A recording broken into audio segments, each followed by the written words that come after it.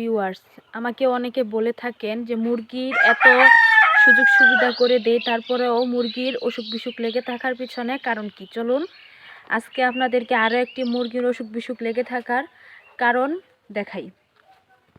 মুরগির অসুখ বিসুখ লেগে থাকার প্রধান কারণ হলো পানির পাত্র অপরিষ্কার দেওয়া। এই যে এখানে দেখতে পাচ্ছেন পানির পাত্রটি কেমন পিচ্ছিল হয়ে আছে।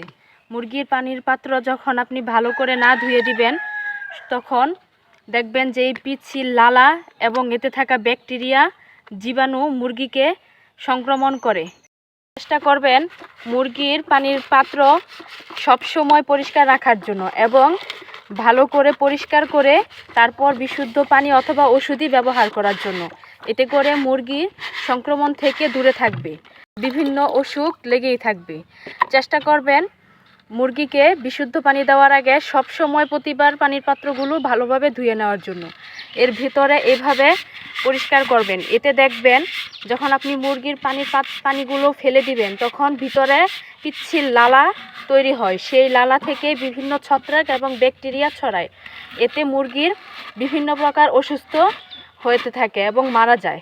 চেষ্টা করবেন এই খাবার পানির পাত্রগুলো সবসময় পরিষ্কার রাখার জন্য।